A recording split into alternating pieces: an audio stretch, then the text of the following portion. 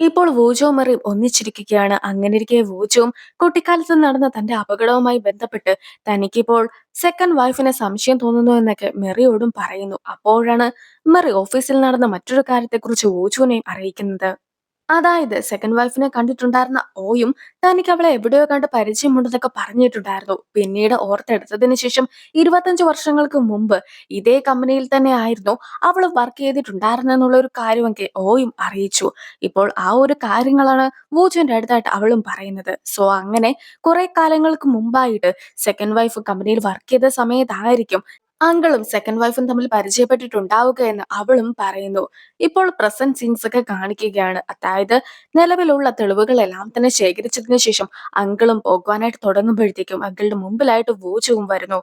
കൂടാതെ തന്റെ പേരൻസ് മരിക്കുവാനായിട്ട് കാരണക്കാരനായിട്ടുണ്ടായിരുന്നത് നീ ആയിരുന്നു എന്ന് ഒരു സംശയത്തോടു കൂടി തന്നെ അങ്കിളുടെ അടുത്തായിട്ട് വൂജുവും ചോദിക്കുകയാണ്. ഞാനാണ് ഇതിനെല്ലാത്തിനും പിന്നിലെന്ന് നിനക്ക് ഇപ്പോൾ തന്നെ മനസ്സിലായി കാണുമല്ലോ. നിനക്കൊന്നും ചെയ്യുവാനായിട്ട് സാധിക്കുകയില്ല. നിന്റെ പേരൻസ് ഒക്കെ മരിച്ചതിന്റെ സ്റ്റാച്യു ഓഫ് ലിമിറ്റേഷൻസ് ഒക്കെ കഴിഞ്ഞിട്ട് 10 വർഷത്തോളം ആയിരിക്കുന്നു. അങ്ങനെയിരിക്കെ ഇനിയും കോടതിയിൽ എന്തൊക്കെ തെളിവുകൾ കൊണ്ടുപോയിട്ടുണ്ടെങ്കിലും എന്നെ ആരും ശിക്ഷിക്കുവാനായിട്ട് പോകുന്നില്ല എന്ന് പറഞ്ഞ് വളരെ കോൺഫിഡൻസോട് കൂടി ആയിരുന്നു അങ്കിൾ നിന്നത്. അങ്കിളും സെക്കൻഡ് വൈഫും നേരത്തെ കമ്പനിയിലായിരുന്നു വർക്ക് ചെയ്തിട്ടുണ്ടായിരുന്നെന്ന് പറഞ്ഞല്ലോ. ആ ഒരു സമയത്ത് ഇവർ തമ്മിൽ റിലേഷനിലാണെന്നുള്ള കാര്യം എല്ലാം തന്നെ വൂജുവിന്റെ അച്ഛൻ മനസ്സിലാക്കി കഴിഞ്ഞിട്ടുണ്ടായിരുന്നു. വൂജുവിന്റെ അച്ഛനും അതിനെക്കുറിച്ച് അങ്കിളിന്റെ അടുത്തായിട്ടും ചോദിച്ചു. ഞാൻ ഇപ്പോൾ തന്നെ അച്ഛന്റെ അടുത്ത് എല്ലാ സത്യങ്ങളും പറയുവാനായിട്ട് പോവുകയാണ്. നീ എന്റെ പെങ്ങളെ എത്രയോ വേഗം ഡിവോഴ്സ് ചെയ്യണം. കൂടാതെ നിനക്കും ഞങ്ങൾ പണമായിട്ട് ഒന്നും തന്നെ തരുവാനായിട്ട് പോകുന്നില്ല. ഇതൊന്നും കൂടാതെ ഈ ഒരു കമ്പനിയിൽ നിന്നും തന്നെ നീ രാജിവെച്ച് പോകണമെന്ന് പൂജുന്റെ അച്ഛനും അങ്കിളുടെ അടുത്തായിട്ട് പറയുന്നു. നിങ്ങളുടെ സഹോദരിക്ക് ഞാനില്ലാതെ ജീവിക്കുവാനായിട്ട് സാധിക്കുകയില്ല. എന്നെ വിവാഹം കഴിച്ചില്ലെങ്കിൽ ചത്ത് കളയുമെന്ന് പറഞ്ഞിട്ടായിരുന്നു അവൾ നിന്നിട്ടുണ്ടായിരുന്നത്. ഈ ഒരു കാര്യങ്ങളെല്ലാം തന്നെ നിനക്ക് അറിയാമല്ലോ. അതുകൊണ്ട് തന്നെ ഒരിക്കലും അവളെ ഉപേക്ഷിക്കുവാനായിട്ട് എന്നോട് പറയരുതെന്ന് പറഞ്ഞിട്ട് കള്ളക്കണ്ണീരൊക്കെ വെച്ചിട്ടായിരുന്നു അങ്കിളും സംസാരിച്ചത്. വൂജിന്റെ അച്ഛനും തന്റെ സഹോദരിക്ക് വേണ്ടിയിട്ട് എല്ലാ സത്യങ്ങളും മറച്ചു വെച്ചിട്ട് അങ്കിളിനെ സ്വീകരിക്കാമെന്ന് സമ്മതിച്ചിട്ടുണ്ടായിരുന്നു. പക്ഷെ അങ്കിളാകട്ടെ തന്റെ വീക്ക്നെസ് അച്ഛൻ അറിയാവുന്നത് കൊണ്ട് തന്നെ അധികം കാലം അച്ഛൻ ജീവിച്ചിരിക്കുകയാണെങ്കിൽ തനിക്ക് തന്നെ അത് പ്രശ്നമായിട്ട് വരുമെന്ന് തോന്നിയത് കൊണ്ടായിരുന്നു ഇതുപോലെ സെക്കൻഡ് വൈഫിനെ ഉപയോഗിച്ചുകൊണ്ട് അച്ഛനെയും വൂജുന്റെ ഫാമിലിനെ മൊത്തത്തിലും കൊല്ലുവാനായിട്ട് പ്ലാൻ ചെയ്തത്. സോ ഇപ്പോൾ അങ്കിളും ഒരുപാട് ഹാപ്പി ആയിട്ടൊക്കെ ഇറങ്ങി പോകുന്നുണ്ടെങ്കിലും അങ്കിളിനെക്കാത്ത ഒരുപാട് പോലീസുകാർ വെളിയിലുണ്ടായിരുന്നു. അതായത് നിലവിൽ വൂജിന്റെ കമ്പനിക്ക് എതിരായിട്ട് കാൾസ് ഹോട്ടലുമായി ബന്ധപ്പെട്ട ഒരു അഗ്രിമെന്റ് ഒക്കെ ഇട്ടിട്ടുണ്ടായിരുന്നല്ലോ. അതിന്റെ ഭാഗമായിട്ട് ഡേവിഡ് എന്ന ഒരാളും ഉണ്ടായിരുന്നു. പക്ഷെ ആ ഒരു ഡേവിഡിനെ ഗാംബ്ലിംഗ് ഒക്കെ ചെയ്യുന്നതിനിടയ്ക്ക് പോലീസ് പിടികൂടുകയുണ്ടായി. ഈ ഒരു സമയത്ത് ഈ അങ്കിൾ ചെയ്ത എല്ലാ കാര്യങ്ങളും എക്സ്പോസ് ചെയ്യുന്ന രീതിക്കുള്ള രേഖകൾ ഡേവിഡിന്റെ കയ്യിൽ നിന്നും പോലീസിനും ലഭിച്ചു. ആ ഒരു കാരണമൊക്കെ പറഞ്ഞുകൊണ്ടാണ് ഇപ്പോൾ കമ്പനിക്കെതിരായി പ്രവർത്തിച്ചതിന്റെ പേരിൽ അങ്കിളിനെ അറസ്റ്റ് ചെയ്യുന്നത്. അങ്കിളിനെ കൊണ്ടുപോകുന്ന സമയത്താണ് എന്റെ പേരൻസിനെ കൊല്ലുന്നതുമായി ബന്ധപ്പെട്ടുള്ള ഒരു ഗൂഢാലോചനയുടെ പേരിൽ കൂടി അങ്കിളിനെ അറസ്റ്റ് ചെയ്യണമെന്നുള്ള ഒരു കാര്യം വൂജുവും പറയുന്നത്. നിലവിൽ സ്റ്റാച്യു ഓഫ് ലിമിറ്റേഷൻസ് എല്ലാം തന്നെ തീർന്നു പോയതാണല്ലോ. പക്ഷെ ഈ ഒരു സംഭവം നടക്കുന്നത് 2009-ലായിരുന്നു. വൂജിന്റെ പേരൻസ് മരിച്ചിട്ടുണ്ടായിരുന്നെങ്കിൽ പോലും യഥാർത്ഥത്തിൽ ആ ഒരു അപകടം നടക്കുന്നതുമായി ബന്ധപ്പെട്ട ഒരു CCTV ഫുട്ടേജ് ഒക്കെ ഉണ്ടായിരുന്നു. ആ ഫുട്ടേജ് 2009-ലാണ് പോലീസ് നശിപ്പിച്ചിട്ടുണ്ടായിരുന്നത്. സോ തെളിവുകളുടെ അഭാവം കൊണ്ട് തന്നെ ഈ ഒരു കേസൊക്കെ നിലനിൽക്കുകയില്ല എന്ന് പറഞ്ഞുകൊണ്ട് പോലീസ് അങ്കിളിന്റെ അടുത്ത് സംസാരിക്കുമ്പോഴത്തേക്കും അങ്കിളും പോലീസിന് ആവശ്യത്തിലേറെ കൈക്കൂലി കൊടുത്തിട്ടുണ്ടായിരുന്നു. ഇതിന്റെ വിഷ്വൽസ് എല്ലാം തന്നെ വൂജുവിന്റെ കയ്യിലും ഉണ്ടായിരുന്നു. വൂജുവും അത് പോലീസിനെ കാണിക്കുന്നു. അതായത് നേരത്തെ ഓങ്സോം ഡാഷ് ക്യാമിലെ ദൃശ്യങ്ങളെല്ലാം തന്നെ വൂജിനെ ഏൽപ്പിച്ചിട്ടുണ്ടായിരുന്നല്ലോ. അതിന്റെ ഇടയിലുണ്ടായിരുന്ന ഒരു ദൃശ്യമായിരുന്നു ഇത്. അതവർക്ക് തെളിവായിട്ട് ഉപയോഗിക്കുവാനായിട്ടും സാധിക്കും. 2009 നടന്ന കാര്യമായതുകൊണ്ട് തന്നെ അതിന്റെ സ്റ്റാച്യു ഓഫ് ലിമിറ്റേഷൻസ് കഴിയാത്തത് കൊണ്ട് തന്നെ പോലീസ് ആ ഒരു കാരണം കൂടി പറഞ്ഞ് അങ്കിളിനെ അറസ്റ്റ് ചെയ്യുന്നു. നിലവിൽ അങ്കിളും സെക്കൻഡ് വൈഫിന്റെ കയ്യിൽ നിന്നും എടുത്തിട്ടുണ്ടായിരുന്ന തെളിവുകളെല്ലാം തന്നെ ഇപ്പോൾ പോലീസും കൊണ്ടുപോവുകയാണ്. കുറെ നാളുകൾക്ക് ശേഷം കോടതി വിധി വരുന്നു. കോടതി വിധിയിലാകട്ടെ അങ്കിള് ചെയ്ത ഓരോരോ കുറ്റകൃത്യങ്ങളെ കുറിച്ചും അവർ പറയുന്നുണ്ടായിരുന്നു.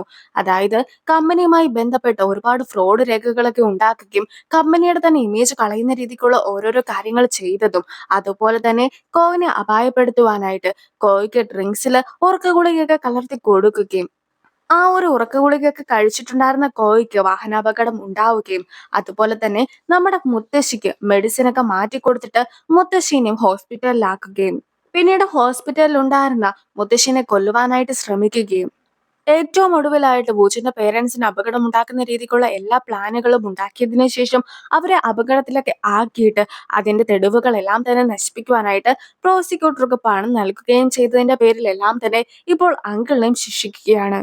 അങ്ങനെ അങ്കിളിന് കിട്ടുന്നതാകട്ടെ വധശിക്ഷയാണ്. അത് കേട്ട് അങ്കിളും ഒരുപാട് ദേഷ്യപ്പെടുന്നു. ഇപ്പോൾ ആന്റീനെ കാണിക്കുമ്പോഴത്തേക്കും ആന്റി സ്വന്തം അമ്മയുടെ ഒപ്പമായിരുന്നു ഉണ്ടായിരുന്നത്. അതായത് ഒരിക്കൽ കൂടി അങ്കിളിനെ കാണുവാനായിട്ടുള്ള ആ ഒരു ആഗ്രഹം ഒന്നും തന്നെ ആന്റിയുടെ ഉള്ളിൽ ഉണ്ടായിരുന്നില്ല. കൂടാതെ എപ്പോഴൊക്കെ അമ്മേനെ കുറ്റം പറഞ്ഞിട്ടുണ്ടായിരുന്നോ അതെല്ലാം തന്നെ തനിക്ക് പറ്റിയ തെറ്റുകളായിരുന്നുവെന്ന് ഇപ്പോൾ ആന്റിയും സമ്മതിച്ചു കഴിഞ്ഞിരിക്കുന്നു. കൂടാതെ അമ്മ എത്രയും വേഗം കണ്ണു തുറക്കണമെന്ന ആഗ്രഹമാണ് ആന്റിക്കുമുള്ളത്. വൂജും ഇപ്പോൾ തന്റെ അച്ഛനെയും അമ്മേനെയും അടക്കിയ സ്ഥലത്ത് അവരെ കാണുവാനായിട്ട് എത്തിയിരിക്കുന്നു. പേരൻസ് അവന്റെ അടുത്ത് വന്നിട്ട് അവനോട് ഇനിയെങ്കിലും ഹാപ്പിയായിട്ട് ജീവിക്കണമെന്നും എല്ലാ ഭാരങ്ങളും മനസ്സിൽ നിന്ന് ഒഴിവാക്കണമെന്നും പറഞ്ഞിട്ടുള്ളതായിട്ട് അവനും ഓർക്കുകയാണ്. കൂടാതെ ഇപ്പോൾ മെറിയും തന്നെ പരിചയപ്പെടുത്തി കൊടുക്കുകയാണ് പേരൻസിന്. ഞാൻ എപ്പോഴും വൂച്ചുവിന്റെ ഒപ്പം തന്നെ ഉണ്ടായിരിക്കും. അവനെ ഹാപ്പി ആക്കുവാനായിട്ട് ഞാൻ മാക്സിമം ശ്രമിക്കുന്നതായിരിക്കുമെന്ന് പേരൻസിന്റെ അടുത്തായിട്ട് മെറിയും വാക്കുകൊടുക്കുന്നു.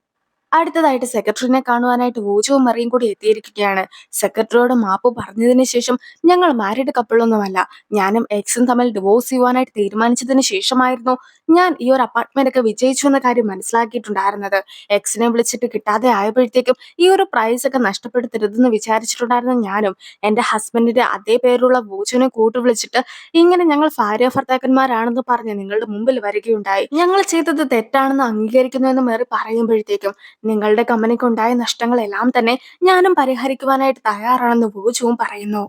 എന്തായാലും സെക്രട്ടറിയുടെ അടുത്ത് സത്യങ്ങളെല്ലാം തന്നെ തുറന്നു പറഞ്ഞു കഴിഞ്ഞപ്പോഴത്തേക്കുമാണ് വൂജുവും മെറിയും ഹാപ്പി ആയത്. കൂടാതെ മെറിയും താമസിക്കുവാനായിട്ട് മറ്റൊരിടം കണ്ടെത്തിയെന്ന് അറിയിക്കുന്നു. എങ്ങനെ മെറിയുടെയും വൂജുവിന്റെയും അടുത്ത് പ്രതികാരം ചെയ്യണമെന്ന ഒരു തീരുമാനത്തോടെ ആയിരുന്നു എക്സും ഉണ്ടായിരുന്നത്. എക്സും അതിനുവേണ്ടി തനിക്ക് ഒരുപാട് എനർജി വേണമെന്നൊക്കെ പറഞ്ഞിട്ട് ഒരു സൈക്കിളുമായിട്ട് വലിയൊരു കുന്നും മലയൊക്കെ കയറുവാനായിട്ടും പോവുകയാണ്. അങ്ങനെ ഏറ്റവും ഒടുവിലായിട്ട് അതിന്റെ ടോപ്പിലൊക്കെ എത്തിയിട്ട് വ്യൂ ഒക്കെ നോക്കി നിൽക്കുന്ന അവനും താൻ ഒരുപാട് കമ്പനിയിലേക്ക് ജോലിക്ക് വേണ്ടി അപേക്ഷിച്ചിട്ടുണ്ടായിരുന്നെങ്കിൽ പോലും ഇതുവരെ ആയിട്ടും ഒരു കമ്പനിയും തന്നെ സെലക്ട് ചെയ്തില്ലല്ലോ എന്നൊക്കെ ഓർക്കുന്നു. അത് കൂടാതെ ഫോൺ എടുത്ത് ചെക്ക് ചെയ്യുന്ന സമയത്തായിരുന്നു ഇതുപോലെ വൂജുവിന്റെ കമ്പനിക്ക് നേരായിട്ട് വന്നിട്ടുണ്ടായിരുന്ന അലിഗേഷൻസ് എല്ലാം തന്നെ തെറ്റാണെന്ന് തെളിഞ്ഞിരിക്കുന്നു എന്ന കാര്യം അവനും മനസ്സിലാക്കുന്നത്. നിലവില് വൂച്ചന്റെ ലൈഫ് തന്നെ ഇല്ലാതായെന്നായിരുന്നു എക്സ് വിചാരിച്ചിട്ടുണ്ടായിരുന്നെങ്കിൽ പോലും ഇതുപോലെ പ്രശ്നങ്ങളെല്ലാം തന്നെ മാറിയത് കൊണ്ട് താനായിട്ട് ഇനിയും പ്രശ്നം ഉണ്ടാക്കുമെന്ന രീതിക്കാണ് എക്സും നിൽക്കുന്നത്. മുത്തശ്ശിയും ഇപ്പോൾ കുറെ നാളുകൾക്ക് ശേഷം കണ്ണു തുറന്നിരിക്കുന്നു. സോ എല്ലാവരും ഒരുപാട് ഹാപ്പി ആയിരുന്നു. മെറീനെ വിളിച്ച് മുത്തശ്ശി കണ്ണു തുറന്ന കാര്യമെല്ലാം തന്നെ വൂജു അറിയിക്കുന്നു. അങ്ങനെ ഇരിക്കെ ആന്റിയും വൂജുവിനോട് സംസാരിക്കുവാനായിട്ട് ഇരിക്കുകയാണ്. എന്റെ ഹസ്ബൻഡ് ആയിരിക്കും എല്ലാത്തിനും പിന്നിലെന്ന് ഞാൻ ഒരിക്കലും വിചാരിച്ചിട്ടുണ്ടായിരുന്നില്ല. എന്തായാലും സത്യങ്ങളൊക്കെ തന്നെ തെളിഞ്ഞല്ലോ. അയാളും എത്രത്തോളം പണം നമ്മുടെ കമ്പനിയിൽ നിന്നും അടിച്ചു മാറ്റിയിട്ടുണ്ടോ അതെല്ലാം തന്നെ ഞാൻ എങ്ങനെയെങ്കിലും തിരിച്ചു തരുന്നതായിരിക്കും. കുട്ടിക്കാലത്ത് നീ ഒറ്റപ്പെട്ട സമയത്ത് ഞാനെങ്കിലും നിന്റെ കൂടെ നിൽക്കണമായിരുന്നു. പക്ഷെ ഒരിക്കൽ പോലും ഞാൻ നിന്റെ കൂടെ നിന്നിട്ടുണ്ടായിരുന്നില്ല. എന്റെ സഹോദരനും വൈഫും മരിക്കുവാനുള്ള കാരണക്കാരൻ നീയാണെന്നായിരുന്നു ഞാൻ കരുതിയത്. അതുകൊണ്ട് മാത്രമായിരുന്നു നിന്നെ ഞാൻ പലപ്പോഴായിട്ട് അവോയ്ഡ് ചെയ്തിട്ടുണ്ടായിരുന്നത്. പക്ഷെ എന്റെ ഭാഗത്തു നിന്നുമുണ്ടായ ആ ഒരു തെറ്റുകളെല്ലാം തന്നെ നീ പൊറുക്കണം. എന്റെ ഹസ്ബൻഡ് ചെയ്ത തെറ്റുകൾക്കെല്ലാം തന്നെ ഞാനും നിന്നോട് ക്ഷമ ചോദിക്കുന്നുവെന്ന് ആന്റി പറയുമ്പോഴത്തേക്കും എനിക്ക് ഫാമിലി എന്ന് പറയുവാൻ ആരും ഇല്ലാത്തത് കൊണ്ട് തന്നെ ആന്റി എന്റെ ഒപ്പം തന്നെ ഉണ്ടായിരിക്കണമെന്ന് വൂജുവും പറയുന്നു. അതൊക്കെ കേൾക്കുമ്പോഴത്തേക്കും ആന്റിക്കും ഒരുപാട് വിഷമം തോന്നുകയാണ്. ആന്റിയും പൊട്ടിക്കരയുന്നു.